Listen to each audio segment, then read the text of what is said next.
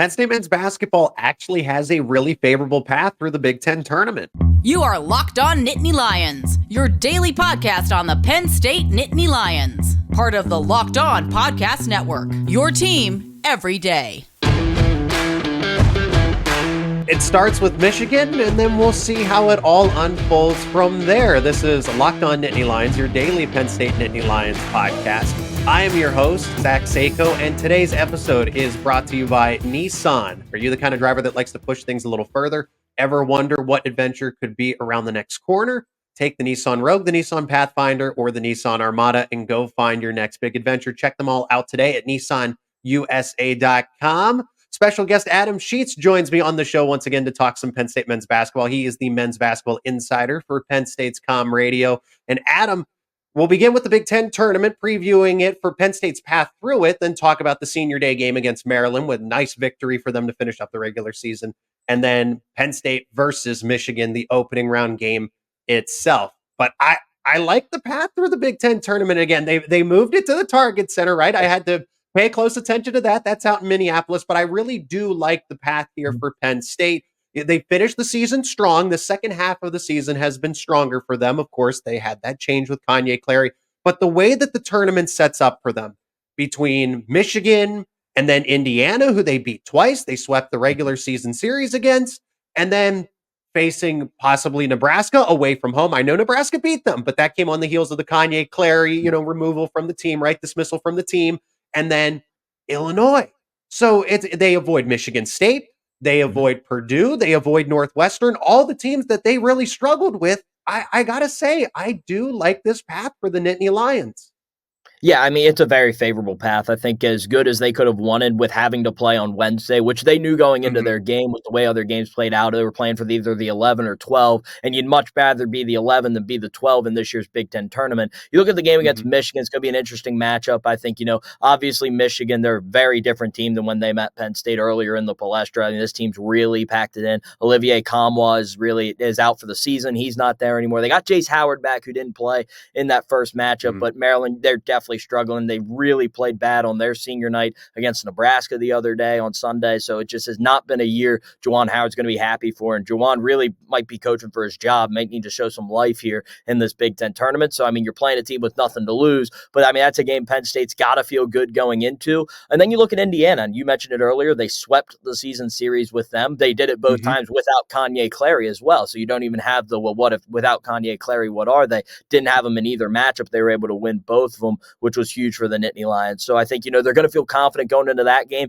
And sometimes, you play and the team in front of you doesn't play that one game, sometimes does make a difference. You have a little momentum, get off to a good start. We've seen it a lot in the Big Ten tournament. So they're going to feel good, hopefully having momentum with beating Maryland. And then, I mean, if they get to Indiana, they have beaten Michigan as well, and they'll be feeling good going into that game against Indiana. And then, as you mentioned, Nebraska only saw them once, played maybe their worst game of the season, especially offensively. And trying to get back. So, I mean, that's a path. And obviously, everyone's going to talk about the rest, which is going to be something Penn State would have to overcome in that matchup, playing their third game, Nebraska playing their first game in the Big Ten tournament. But, I mean, you look at it, they met once. So Nebraska's not a juggernaut when you look at talent on their team. They're not one of those just going to out-talent Penn State. So, I mean, that matchup, it would be an upset if Penn State would win that game if they get to it. But, I mean, it's definitely a path that I think Coach Rhoades and the Nittany Lions got to feel good about.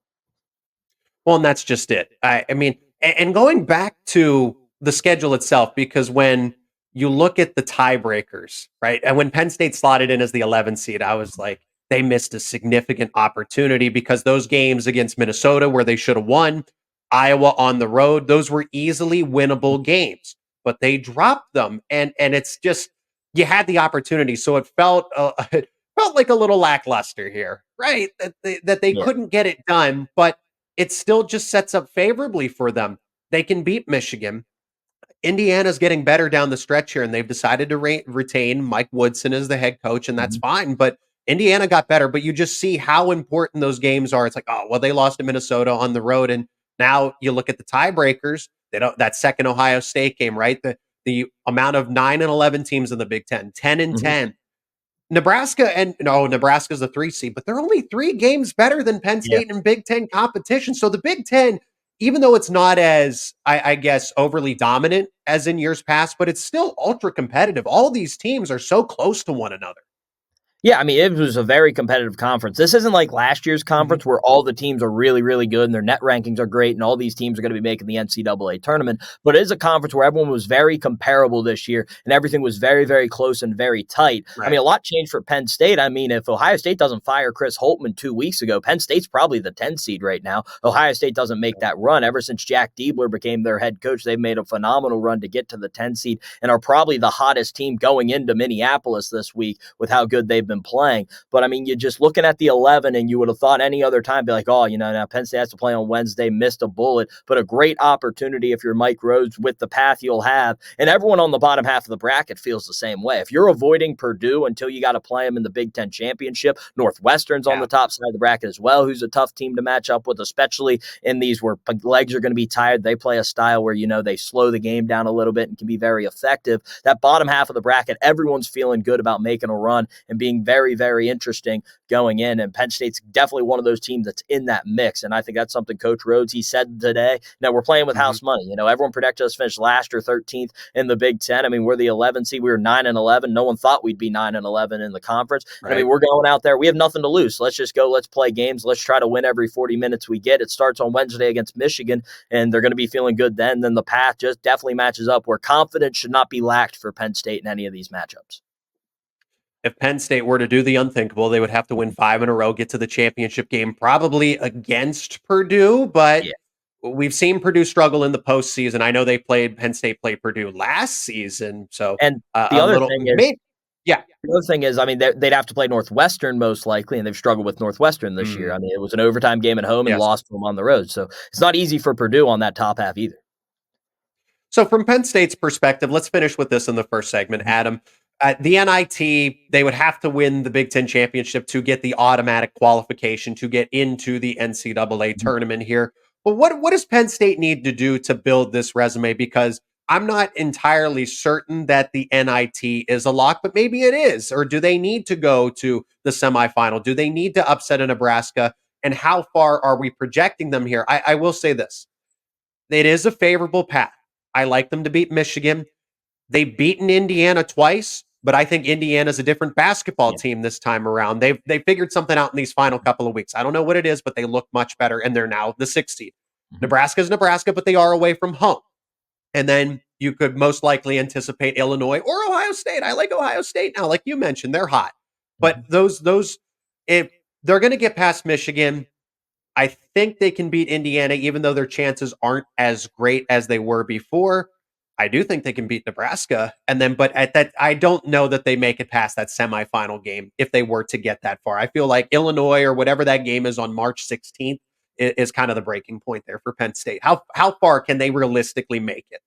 I think realistically, it's the semifinal, as you said. I think, maybe look at the quarterfinals as well. I think the only thing that's going to hold them back in the Nebraska matchup is going to be the legs thing. Obviously, Penn State playing their third game, Nebraska not playing yet. So, especially Penn State, a team that, they have guys that come off the bench, but none of them play a lot of minutes. And Ace Baldwin has played 40 minutes in like every game this season. Coach Rhoades said he's not changing his minutes, for the Big Ten tournament. It's going to be the same as it always is. So, I mean, if Ace is going to have to play 40 minutes against Michigan and 40 minutes against Indiana, then you're looking at a guy who's played 80 minutes and going to be expected to go 40 against Nebraska and chase around Keisei Tominaga the entire game, who moves around like no other without the ball. I mean, he's definitely going to be winded. I mean, any normal person would be winded in that situation, even great athletes, and Ace is one of them. And I think that's going to be the tough part, trying to get past Nebraska. But on paper, I think it's a game they have a chance to win. But as you mentioned, that quarterfinal game, maybe if Ohio State upsets Illinois, you maybe get a Ohio State team that's going to be tired a little bit. So both teams are tired at that point. Maybe you can somehow find your way into the championship game. But I think,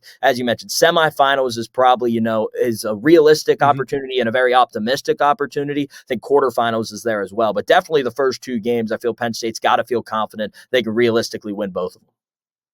Odds for the NIT. If they get bounced by Michigan, then the conversation's completely over. You just got to reassess for next season, or you get into one of those other tournaments, right? There are other postseason tournaments that they could be invited to. But what is the outlook? Does Penn State need to do something here besides not lose to Michigan in order to qualify for the NIT and get invited? Yeah, I think it's going to be interesting. I think the first thing they got to do is, I think, get to the semifinals, as we mentioned, because I think you got to be above Okay. 500. They're going to look at that, and I think 18-17 is what they'd be if they win 3 games and then lose. I mean, they could be 17-17, which puts them in an interesting spot at 500. The NIT changed their Mhm. format. They're going with the net rankings are more important. It's kind of like all at large bids this time. You're not having teams that are Okay. guaranteed an NIT spot. So it's going to be an interesting look here on how Penn State could potentially get in. A lot of people are upset about it because it's like, oh, it's just going to be more Power 5 schools, and we're not going to see, those schools that maybe won their Yeah. regular season tournament, the group of 5 regular season conference, but then don't win the conference Mhm. tournament, and they get to go to the NIT. Won't see as much of that this year. But I think, you got to Mm. get to the semifinals. I think that above 500 is going to be huge if they want to build that NIT resume. But I mean, even with that, I think it's going to they'll be on the bubble even at 18-17. So, but they get a lot of great wins. Indiana would be a great win for their, resume, as well as Nebraska if they're able Mhm. to do it. Yeah, beating a team 3 times in a season is very difficult. Hey, they did it against Illinois last year. Indiana could be this year's Illinois if all things go well, but it's a favorable path. Now Penn State is building off of that with the second half success, finishing the season with a win over Maryland on Senior Day and an emphatic win at that. We're going to recap that and then preview Michigan coming up here after this break. Today's episode is brought to you by Nissan. Are you the kind of driver that likes to push things a little further? Ever wonder what adventure could be around the next corner? Our friends at Nissan have a lineup of SUVs with the capabilities to take your adventure to the next level. How about the 2024 Nissan Rogue? It's perfect for city drives and great escapes. Class exclusive. Google built in is your always updating assistant to call on for almost anything. Gone are the days connecting your phone. Google Assistant, Google Maps, and Google Play Store are built right into the 12.3-inch HD touchscreen infotainment system. The 2024 Rogue is the perfect midsize crossover for your next adventure. How about the 2024 Nissan Pathfinder? It has room for up to 8 people, an expansive cargo capacity, and advanced available 4x4 capability with 284 horsepower, up to 6,000 pounds towing. When the adventure calls, the Pathfinder is there to answer. Take the Nissan Rogue, the Nissan Pathfinder, or the Nissan Armada and go find your next big adventure. Shop now at nissanusa.com. That is nissanusa.com.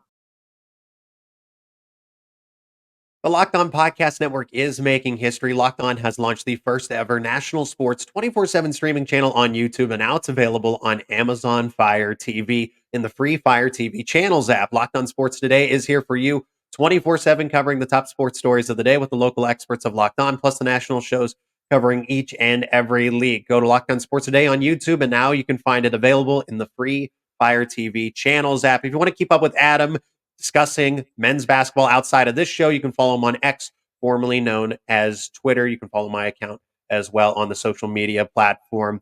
Penn State defeats Maryland on Senior Day 85-69, and this was much different from when they played them to open up Big Ten play, and they lost in overtime. And the difference is Kanye Clary was on the team, and now he's not on the team. And Penn State, well, look at that. They win by double digits, and they don't need that come from behind last second right basket made in that magical run they had at the end of the season. They are winning convincingly. The second half, I don't know, Adam. This is when I look at this Maryland game. Yes, it's nice. Caduce Wahab had a really good game. I want to talk about Raquandis Mitchell, but it just goes, I can't shake the feeling.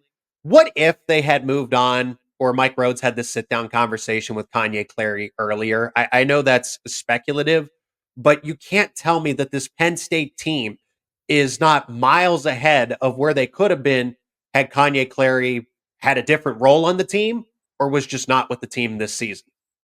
Yeah, I mean, I think they definitely would have been a different team, and I think it's fair to say they may have been a better team because they played better without Kanye Clary for the most I part have. since he's left the program. They had the Nebraska game, which is a weird situation, but after that, of course, you beat Illinois, you beat Indiana, and you had things going. You lose 2 tough games on the road, but then you finish out, as you mentioned, beating Maryland by double digits. I wouldn't say it was just Kanye Clary. Maryland was missing a key piece for them. Julian Reese was out for the game, which is huge. He had 28 and 16. I mean, 24 and 15, my pardon, when they played the first time. time and did not play. And there was the big difference. Penn State got out-rebounded by 23 in that game. They actually out-rebounded Maryland by 21 in this one. So like a 44 rebound difference for Penn State in this one if you look at rebound differential against the Terrapins. But they played really well, and I think they deserve all the praise for this one. Ace Baldwin continues to be sensational at the point guard position with 17-11. As you mentioned, Qudus Wahab, I mean, Penn State's not going to apologize that Julian Reese wasn't there. They're going to keep playing, and he played a dominant game inside, dominated the game the way he was supposed to, and played really well for Penn State. Probably his best game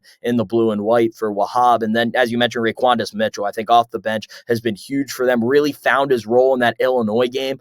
Played really well. Struggled against Minnesota, found his way on the bench in that game when they weren't able to hold on. But you definitely tell these last 8 days, his final home game in college basketball in his last year, showed up really well and played great. And I think that's huge. He's given them that spark guard position off the bench and made them a little deeper. A lot of when Kanye Clary was off the team, it looked like it was just going to be Baldwin and done. And now with Mitchell being able to step into that role, it's been huge for Penn State.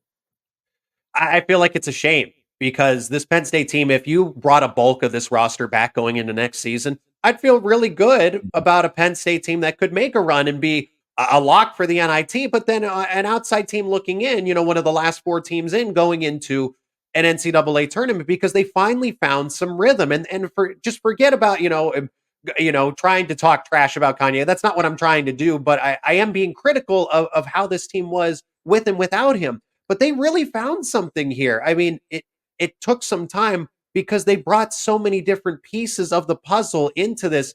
And none of these guys had played together before outside of Demetrius Lilly, who didn't see any time last season for Penn State. Kanye Clary, who was used in a different capacity. And Jameel Brown, same thing, was used very seldomly. And now you have them all see increased roles, but it all is coming together just a little bit too late at this point because the regular season's over and you can't salvage anything unless you win the Big Ten tournament.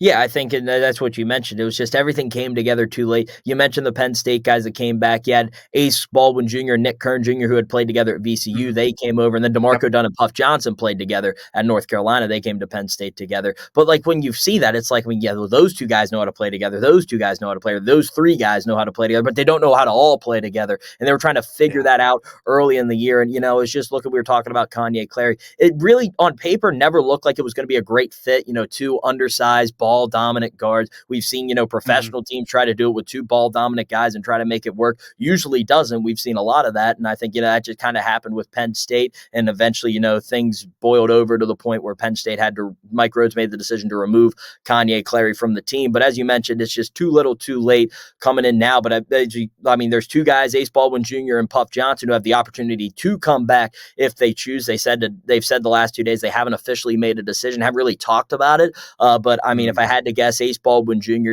as a 6'1" guard, doesn't really translate a lot to the NBA. So I feel like he would want one more year in college basketball, especially with Mike Rhoades. And Puff Johnson has come on a lot as a late. He had a career high against Minnesota and played really well on his senior night against Maryland. So you think maybe he would want another opportunity, continue to build his role, get better in an offseason, and see what he can do. But obviously, we don't know those decisions until they announce them. But it's definitely a team that things are coming together. They got a lot of key pieces coming back. They got a great recruiting class coming in, and Mike Rhoades can be active in the portal again, filling in the holes that maybe they'll lose with like a Qudus Wahab leaving the program, or if anyone decides to transfer out after this season. But definitely a lot to be happy for finishing this season, translating into next season. Very similar to what we saw with Micah Shrewsbury in his first year. They finished strong and then made a run in the Big Ten tournament, and that propelled them to what they were able to get the transfers and build the team that was able to compete and make the NCAA tournament the year after.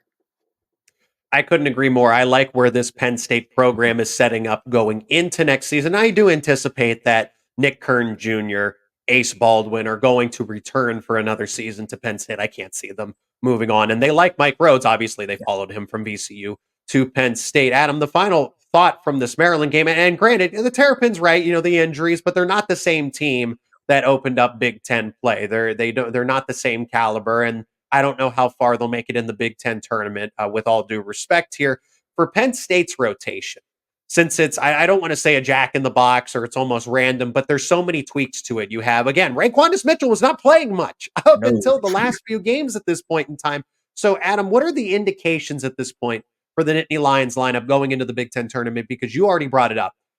Ace Baldwin, I don't know how many games he can go. He's truly an Iron Man. He is. He's already done it, but there is rest in between, and he's allowed to take some time off. But if you really want to make a run, you got to go back to back to back to back to back. And what you're going to play him 40 minutes every single game. And like you said, chasing around Tominaga of Nebraska in that game, that's kind of almost unfair at that point. I know he can handle it, but he's going to be doing it on the reserve tanks of energy. So I like that they moved Puff Johnson to the bench. They're kind of using Favor Ire here and there, just not as much as you would think. Demetrius Lilly, how's the injury? How's he recovering? Is he going to be there for the Big Ten tournament? Because Kudus Wahab can't play 35 minutes every single night, right? So what do you anticipate Penn State's rotation being over those next few days in the Big Ten tournament? Granted that if they keep playing. I don't think Wednesday's going to change a lot. I think, Coach Rhoades, he mentioned he doesn't want to change anything. I mean, that's, again, maybe him saying, we're taking every game one game at a time. So we're not thinking about the next game by changing our rotation for this game. But when you get to those other games, I mean, Ace Baldwin Jr. is going to have to come out because his legs won't allow him to play 40 minutes. You could say, we're going to play this 40 minutes individually, but in those 40 minutes, Ace is going to get tired and probably going to need a break. So I'd expect maybe some Raquandis Mitchell, some extended time, maybe Jameel Brown get some extended time on the win. Penn State's going to have to go small. They're going to have to live with Leo O'Boyle at the 5, maybe move Zach Hicks to a position he hasn't played a lot. Favor Ire is going to have to play a lot. Again, don't know about Demetrius Lilly's injury, was not dressed at all on senior night. So we'll see where he can play, but they're going to have to go deeper into that bench, and those bench minutes are going to have to be extended more. You're going to have to maybe cut back on the starter minutes. I think that's what he's going to do, and maybe also change up their style just a little bit. Maybe not as much pressure, be selective with it, press in certain situations, don't press the entire game, which could maybe slow the game down and preserve your legs as well if Penn State needs to. Mike Rhoades, he mentioned he's done this before. They've made runs in the Big Ten tournament when he was at VCU, so he knows how to handle this situation. He's going to do a good job if this becomes about, if Penn State's good enough to win those games and get them into the situation where we're talking about rotation. But I mean, they're going to be fine. I think you maybe just go a little deeper, cut back the starter minutes a little bit, and that's probably the changes Mike's going to make. But he said 40 minutes at a time is all he cares about.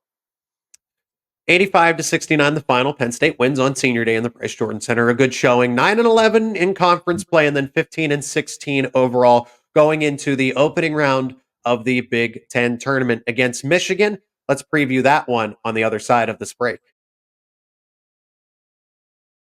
Today's episode is also brought to you by FanDuel, the official sportsbook of Locked On. Say goodbye to busted brackets because FanDuel lets you bet on every game of the tournament. Whether you're betting on a big upset or a number 1 seed, it's time to go dancing on FanDuel, America's number 1 sportsbook. Right now, new customers get $200. Yes, $200 in bonus bets if your first $5 bet wins. It's that simple. You bet $5 and it wins, you get $200 in bonus bets. So that's $200 to use on point spreads, money lines, totals. You can even pick who's going to win it all. Just visit FanDuel.com/lockedon. That's FanDuel.com/lockedon and bet on college hoops until they cut down the nets. And remember, if you're not already, become an everydayer. Subscribe to Locked On Nittany Lions on YouTube and wherever you get your podcast for the latest conversations around your favorite Penn State sports teams, talking football, wrestling, men's basketball, men's hockey, recruiting, and everything on this show. If you want to keep up with Adam and when he talks about basketball outside of the show, follow him on X, formerly known as Twitter, and all things for Penn State's Com Radio, where he contributes his men's basketball insight. And in this final segment, let's discuss Penn State versus Michigan, the opening round. Penn State is the 11 seed. Michigan is the 14 seed. To set this one up, I mean, Michigan is truly limping into this one. Juwan Howard, is he going to come back? Are they going to fire him? Just let him go. Penn State's 9-11 in conference. As I mentioned, Michigan is truly miles behind at 3-17. Penn State beat them in the Palestro, the one head-to-head matchup. And this is a Michigan team, like you said earlier in the show, they just don't have anything to lose. I believe in Juwan Howard's ability to get the most out of his players in terms of motivation. Coaching's a little questionable, right? Because we've seen Michigan just kind of fall off as a program here over the recent years. Like they just don't have the same flair that they did a couple seasons back when he first took over. But now my question isn't, I feel like Mike Rhoades can outcoach Juwan Howard any day of the week. But when this team is Penn State has the saying, we're not really playing for anything. kind of the same thing, but really significantly in Michigan's case. Like they have absolutely nothing to play for. And I compare them to last year's Ohio State team that went on a surprising run in the Big Ten tournament because they still had a lot of talent. And they said, you know what, let's play some carefree basketball. And they won some games. Yeah, I mean, it's dangerous when you have guys who have nothing to lose. And, even if, like we talked about Juwan Howard, we don't know his job security. I mean, I'm sure nothing's set in stone yet. But, I mean, they're a team that those guys, I mean, if Juwan ends up leaving, I mean, they're going to be looking for a new home. Why not put on a show out in Minneapolis and maybe give like an audition to your future programs? I mean, Doug McDaniel's a really, really good guard. He's going to be tough for Penn State. That's going to be Ace Baldwin Jr.'s matchup. Ace handled him really, really well in the Palestra game. So I think that's something Penn State can take away, as well as Penn State's pressure caused a lot of issues for Michigan in that game. They were not able to handle it at all, had so many mistakes, a lot of turnovers, especially in that second half. But at the same time, Michigan led by 13 in that game. So they were good enough to get up in that situation. So, I mean, they're going to look at Penn State like, now, if we just change a couple of things, we don't turn the ball over, we can beat Penn State. And they're going to come in with that mentality. But as we mentioned, very different Penn State team now than what they were on January 7th. But a lot's going to have to go Penn State's way. I mean, Michigan's not going to lay down for them, even though it's kind of seemed like they've kind of quit on the season, especially after that Nebraska game where Nebraska away from home, which is normally Nebraska's going to struggle. They did not. They played really, really well at Michigan. I think, as I mentioned, Doug McDaniel and Terrence Williams played pretty well in that first game against Penn State. So he's a guy Penn State's going to have to match up with. But everything on paper says Penn State should be fine. But as you mentioned, you never know with a team like Michigan who's like, no, I mean, once we lose, our season's over. So we're just going to go out and play carefree basketball and see what happens. So it's going to be very interesting to see how this matchup really works out. And what I like about this rematch between Penn State and Michigan is Penn State, yes, came from behind a double-digit deficit to win the game, but they also played them in a neutral site already, right? That was the Palestra game. Yes, it was in Pennsylvania. I get that, but it was outside of the Bryce Jordan Center. So Penn State has to travel. Michigan has to travel to an alternate site, and they have to play a basketball game, and Penn State won that. So now Michigan's used to it as well, but Penn State already has that, hey, here's how we win a neutral site game. And the story of that game, Adam, was turnovers. Michigan turned the ball over 19 times to Penn State 7. I feel like that's going to be the same. Of course, Michigan's going to be a little more aware of that, conscious of it, but Penn State's better defensively. So if Michigan already turned the ball 19 times in the first time they met, what's going to happen here when Penn State's a better team defensively this time around in the rematch? I think it's going to be a lot of the same. I think Michigan's really going to struggle. I mean, I think maybe they compete early, but I mean, they just really do not match up well with Penn State and the way they can pressure the basketball because Michigan doesn't have a lot of guards. It's Doug McDaniel and not much else when it comes off the bench with guys who can truly handle the ball and make plays. And as I mentioned, Olivier Como, who was their best player early in the year, he's out for the season, so he's not going to be there for them. Jace Howard's back, but Jace Howard didn't play in that first match against Penn State. He's not a ball handler that's going to bring the ball up the floor and be that guy to help them out against pressure. So it's going to be really, really tough on this Michigan offense to try to protect the basketball. If they do,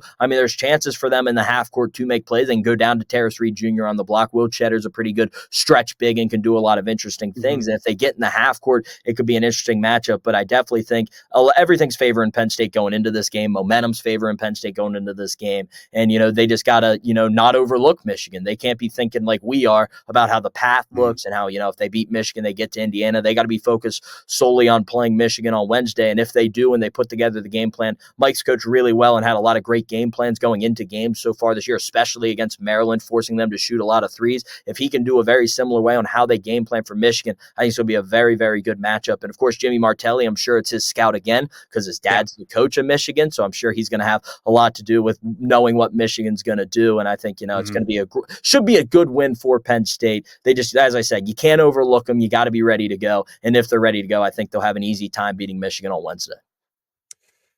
Let's give a score prediction here to finish up the show. Now, at the time of this recording, we don't have the official spread or anything else. We just know that the game is going to tip off approximately at 9 p.m. Eastern time, but 25 minutes after the conclusion of the first game on that night in the Target Center. That is on March 13th, 2024. That is a Wednesday. I like Penn State, whatever the spread's going to be, because I like Penn State to win, and I think they're probably going to be a 1 to 2 point favorite. I like Penn State to win possibly by 10, maybe 12 points here in this case. I will say this. I like scoring. I think there's going to be a lot of points here because Michigan's going to play like they have nothing to lose. Penn State's going to play like Mike Rhoades said, that they have nothing to lose either, even though there still is something, the NIT, hey, maybe there's an outside shot they can make a run to try to sneak into the Mhm. semifinal or the championship game. Besides that point, there's just not this survive and advance mentality where every possession is going to be played out through the shot clock, expiring every 30 seconds. So I'm expecting 85 to 75 Penn State. Yeah, I agree with you. I think there's going to be points here. There weren't a lot of points in the first game, but I think that had a lot to do with the turnovers. Obviously, Michigan not getting shots, and Mhm. that led to a lot scoring game. And Penn State didn't shoot the ball well in the first half, so it was a very interesting game. I like Penn State 81 to 65. I think they're going to win pretty Okay. big and handily here. There hasn't been much. I mean, Michigan's going to have to show us something. I mean, they haven't showed us Mhm. much life so far in the second half of this season, and I think looking into that and the Penn State having the momentum from the Maryland game. Obviously, look back, they lost the Minnesota game and the Iowa game going into the Maryland game, but they had 8 days really to get over that. So momentum's favoring Penn State. They're well rested because of that 8-day spring break rest that Mike Rhoades wasn't sure about before the season, Mhm. but ended up being really good for them. And I think, there's just going to be a lot of momentum for Penn State. Everything's going to, I feel like, go their way. I feel they're going to play really, really confidently and freely as well. I don't think there's going to be much pressure on Penn State either going into this game. We mentioned Michigan playing with house money. Penn State's playing with house money as well, just kind of trying to move on and see how far they can get. So I think Penn State's going to play really well. And as I mentioned, 81-65. I think it's going to be around the score. I just don't see much from Michigan going into this one.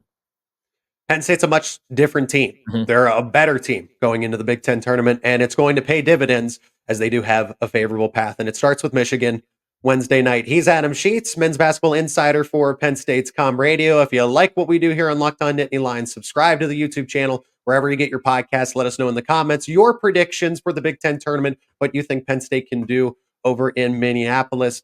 Adam, thanks so much for the time again, and can't wait to catch up the next time we get to chat some men's basketball. Thanks, Zach. Always a pleasure.